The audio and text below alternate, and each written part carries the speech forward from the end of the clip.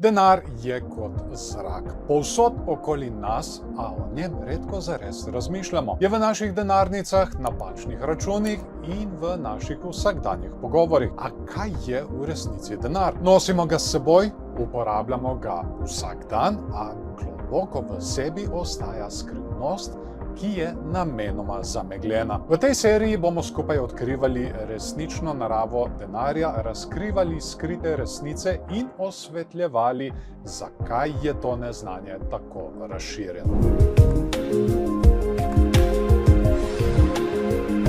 Bitcoin je boljši denar, boste slišali med kriptoskupnostjo. Spet nekdo drugi bo rekel, da sta zlato in srebro boljši denar. Ampak kaj dejansko je denar? Tukaj se stvari zapletejo, ker veliko ljudi tega ne ve. Sprehodili smo se po ulicah Ljubljane in postavili preprosta vprašanja. Kaj je denar in kaj je valuta? Mnogo ljudi je bilo presenečenih, ker o tem seveda nikoli niso zares razmišljali. A kaj je denar? Kaj je denar? Pa nujno sredstvo, da prideš do določenih stvari danes v tem svetu. Denar je stvar, ki ima neko vrednost, zato da si lahko izmenjujemo stvari, oziroma da določimo stvari neko vrednost. S tem, kar se lahko trguje, kar se lahko plačuje. Money is a currency to buy things. Brez denarja ni življenja. Sredstvo za preživetje, ker pač svet tako naravnan zdaj.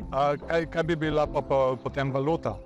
Ne vem, ima vsaka država svoje valute. Enota, v kateri z denarjem upravlja vsaka država. Currency. Ja, pač vsaka država ima neko določeno valuto, ne, se lahko pač vrednost razlikuje ali pa pač koliko je vredna kera valuta, če primerjal. Money of countries is reflecting kind of the economy of the country and an exchange between countries to allow trade. Yeah. Okay. Kaj pa po vašem denarju daje vrednost? Borza.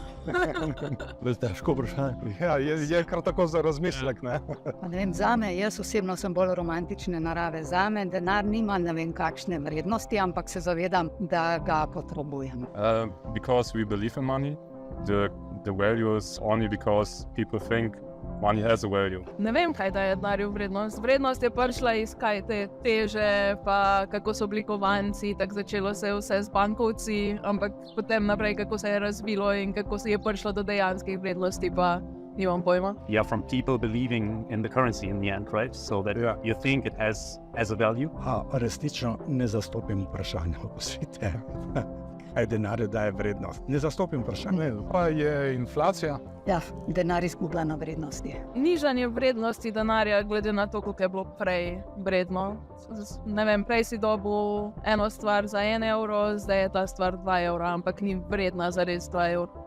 It means the money loses its value. Pa ne bi glih vedel, nisem teh stvari. Kapage res pač denarja, res koliko češ za isti znesek. Pa inflacija, meni se zdi, da je to izrecni produkt kapitalizma.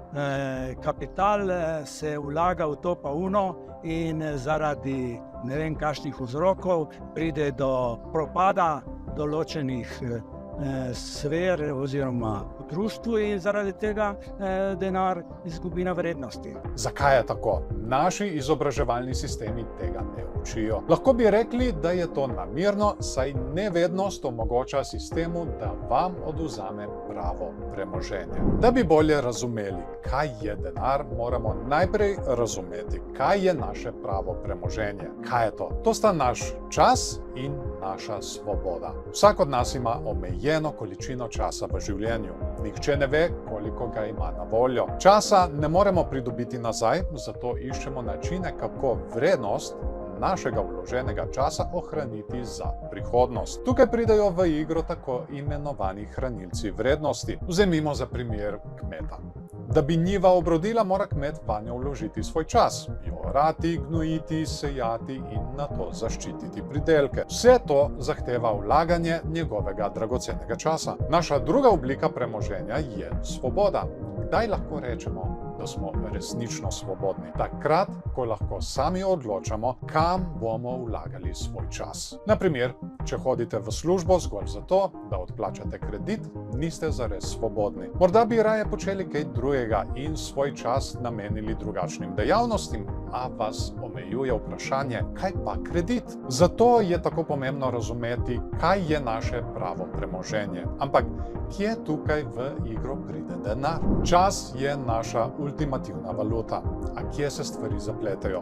Pri izmenjavi. Predstavljajte si dva kmeta. Eden vzredi kravo, drugi prideluje paradižnike. Vsi vemo, da je krava vredna več kot paradižniki. Kako torej določiti pravično izmenjavo? Koliko paradižnikov doseže vrednost ene krave? In kaj, če je bila letina paradižnikov slaba in so zdaj vredni več? Tukaj nastopi valuta, ki to izmenjavo olajša. Valuta je menjalno sredstvo in obračunska enota. Je prenosljiva, trajna, deljiva in zamenljiva, kar pomeni, da je vsaka enota enaka drugi. Evro v mojem žepu kupi enak znesek kot evro v tvojem žepu. Ampak kaj je problem valute? Kontrolirajo jo vlade. Morda se vam to ne zdi problematično, ampak poglejte, kaj se dogaja z inflacijo. Kako je prišlo do tega? Z nenehnim tiskanjem novih valut, ki izgubljajo vrednost. Trenutno živimo v fiat valutnem sistemu, ki obstaja od leta 1971, ko je ameriški predsednik Richard Nixon ukinil zlati standard oziroma Bretton Woods sistem. Fiat valuta ni podprta s plemenitimi kovinami, kot sta zlato ali srebro ali s katerim koli drugim opredmetenim premoženjem. To valuto običajno določi vlada izdajateljica kot zakonito plačilno sredstvo in jo odobri vladna uredba. Ima pa ta vrsta valute pretresljivo zgodovino.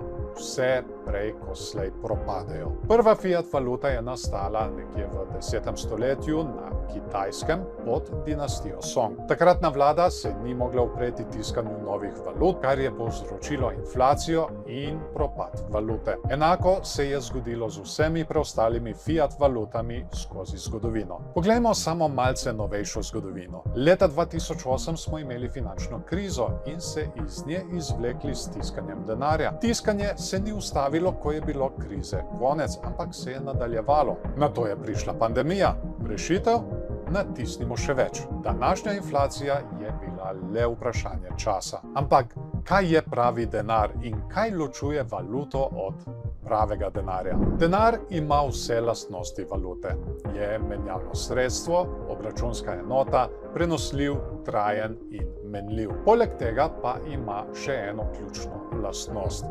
Je hranilec vrednosti. To je izjemno pomembna lastnost, na katero mnogi ne pomislijo. Prej sem omenjal naš čas, minljiv in neponovljiv. Ko enkrat porabimo čas za neko stvar, ga ne moremo dobiti nazaj. Zato je ključnega pomena, da denar, ki ga uporabljamo, ohranja vrednost skozi čas. Če pogledamo skozi zgodovino, so ljudje uporabljali različne stvari kot denar. Najdlje so v tej vlogi zdržale plemenite kovine, kot sta zlato in srebro. Njihova vrednost je ohranjena zaradi omejenih količin. Seveda se zlato in srebro še vedno rudarita, a količine so omejene, česar vlade ne marajo, ker jih ne morejo preprosto natisniti. Leta 2009 pa je na trg stopil novi igralec, Bitcoin, ki ga mnogi imenujejo digitalno zlato.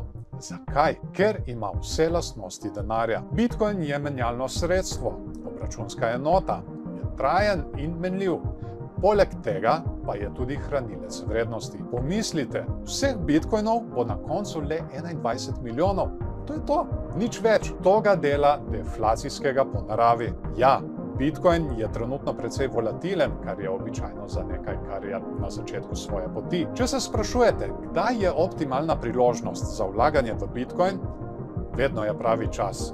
Vedno je prava priložnost. Na Kriptomat platformi ga lahko kupite zelo enostavno in v nekaj minutah, tudi če ste čisti začetnik.